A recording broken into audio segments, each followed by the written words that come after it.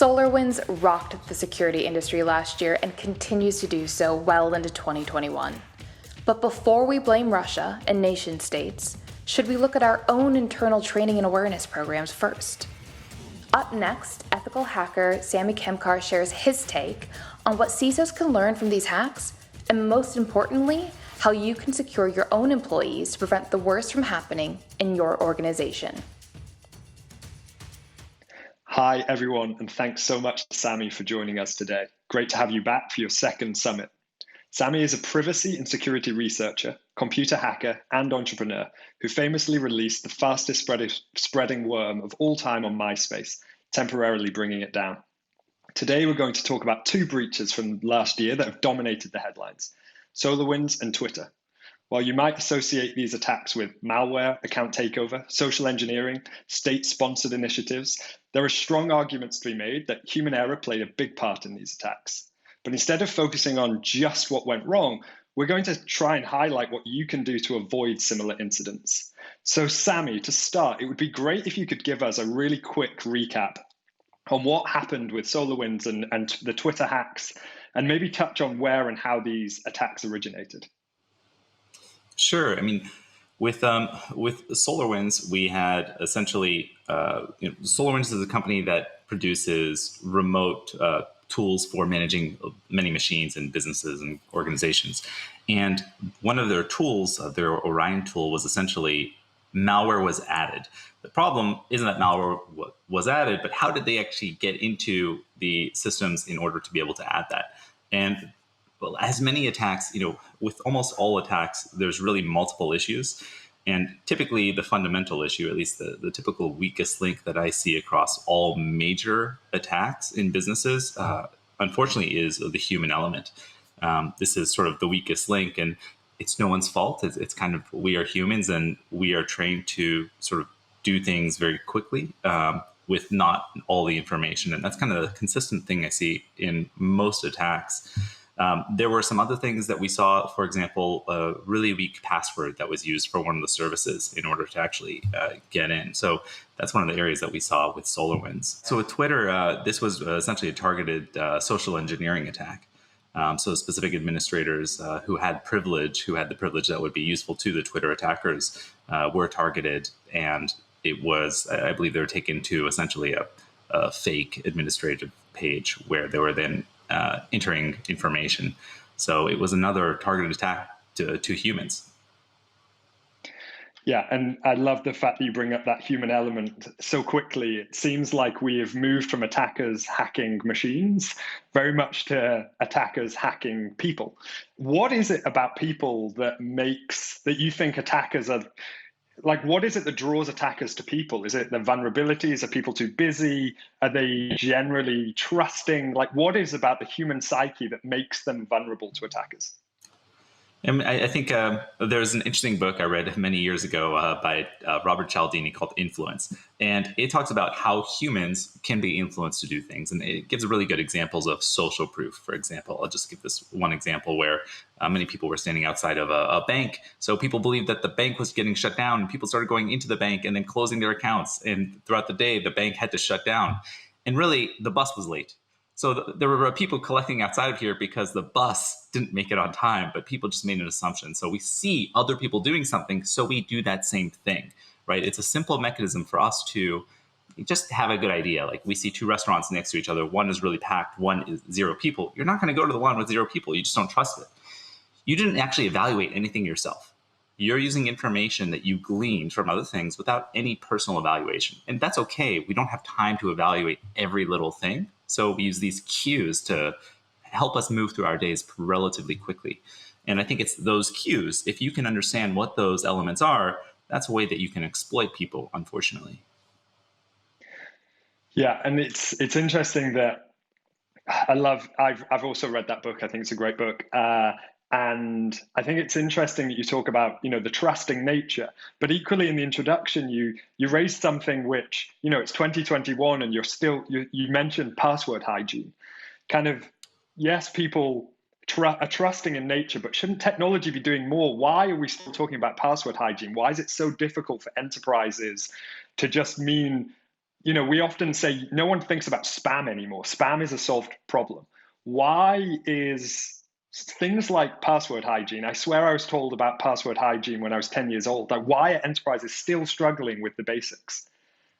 Well, I have to say, just from personal experience, I know I'm supposed to use strong passwords, and I still use some weak passwords somewhere. If it's something important, I've been attacked enough that I know I need to use really good passwords or a password manager. I'm a little more paranoid, so I use an encrypted disk to store my passwords. But I think we're human. We don't want to have to. It's like studying for a test. No one wants to study for a test, and it's like remembering a hard password. To me, it's kind of like studying for a test, right? I have to either remember this thing or I have to put it somewhere that's really inconvenient. And I don't like inconvenience, and I don't like studying.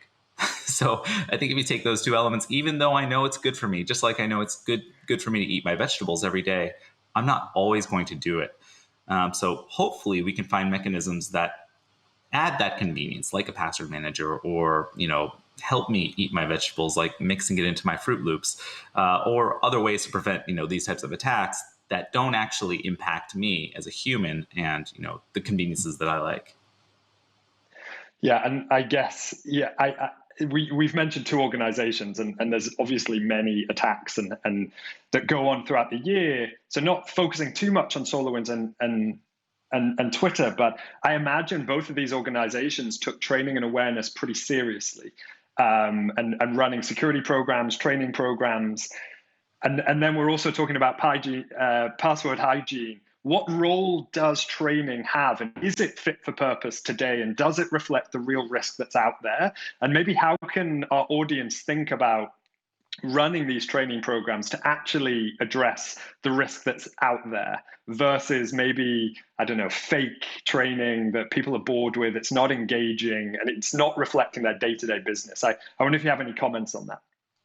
Yeah, I think I've changed my opinion on this over time. In the past, I thought everything should be automated. We shouldn't have the human decide anything. But I've learned over time and building businesses that we don't have time to implement every possible safeguard that exists ever. We just don't. So what can we do in the limited time that we do have? And I found that training is an effective way to reduce the likelihood of someone falling for new things, especially when we're finding new types of attacks. Like I'm seeing new types of attacks through email that are occurring. And I'm saying, okay, well, it's going to take me way too long to actually implement a system to prevent that, or I need to find a service that can do that. However, if I also can train people additionally, then they're less likely to enter their password on a web page that looks fishy. Maybe they will just remember that little element of nugget of information. Yeah, we talk a lot at Tessian about kind of training being this really good baseline foundation for everything else to build off. And makes sense. I'm very hopeful that we can keep pushing the boundaries of training and awareness and making it more engaging, letting people really engage with the material, care about the material. Understand why they might not have security in their title, but it's still important for them to do their best work. It's still important for that company to achieve its mission. And I still think it's a very positive message. I still think there's so much more we can do with getting that foundation layer of training and awareness right. I think another thing that we heard about with the Twitter attack is that Twitter had MFA rolled out for the majority of the sensitive users who had access. Yet, due to the type of attack, they were able to bypass the MFA. I think it's a common misconception within enterprise that MFA just is 100% foolproof. And of course, let's implement it everywhere we can. We should be implementing MFA. But I wonder if you could just tell the audience about, maybe why MFA isn't going to make you 100% safe all the time. Especially, I believe the Twitter attack was kind of phone impersonation, sending people to administrator pages, etc. Yeah, I'll just give it a simple example. I think MFA is great, but here's a simple example where it breaks down for a lot of people.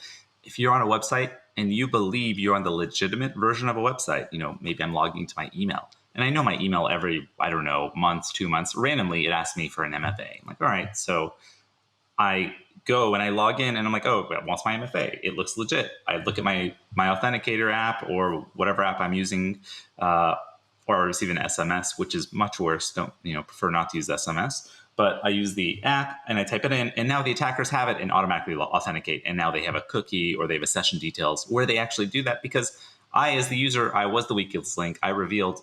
If I'm going to reveal my username and password, of course, I'm going to also reveal my MFA code. Yeah, no, it's a really simple example. And actually, one of the beautiful things about password managers, the side benefit is it can actually highlight, these fake websites because it doesn't autofill. And I think it's one of the really good things about password managers is you can use it as a proxy as, hang on a minute, Google normally always autofills with my password manager, but it's not doing it on this site. Hang on a minute, maybe there's something weird going on here. So just before we end, sorry, just to cut you off because we are coming to time. In a post-SolarWinds world, do you have any advice? And you've mentioned, humans often are the weakest link. Like, what should enterprises do differently if the current approach isn't necessarily always working? Yeah, nothing is perfect. I think and being in a business myself and seeing new attacks every single day, I think it's implementing different types of systems. We need automated systems that can prevent new attacks that are occurring. We need services who are actually staying on top of this stuff, who can implement these. I believe now we need to train users. And I think it's helpful just to communicate to users, hey, you may not have, let's say, the keys to the kingdom. You may not have API keys or database access. But if you look at these other massive attacks, things like Sony, for example, or Target, these are not administrative users. These are maybe lower level company users who just had access to the network, right? They had some low level access that gave attackers enough. So this does actually impact everyone. So I think we don't have time to evaluate every little thing, just like why someone didn't go into a restaurant. So the more systems that we can use that can reduce that overhead, I think is really helpful to us, at least personally. Great. Yeah, thanks for sharing that, Samy. So very much a multifaceted approach, but also putting people at the center of that kind of security program. I love that. Okay, perfect. Well, Samy, that was brief, but very valuable. Thanks so much for joining us and telling us how we can level up our own enterprise security strategy. To everyone who joined us, thanks for tuning in. Make sure you share your favorite insights on Twitter and LinkedIn with #HumanLayerSecuritySummit.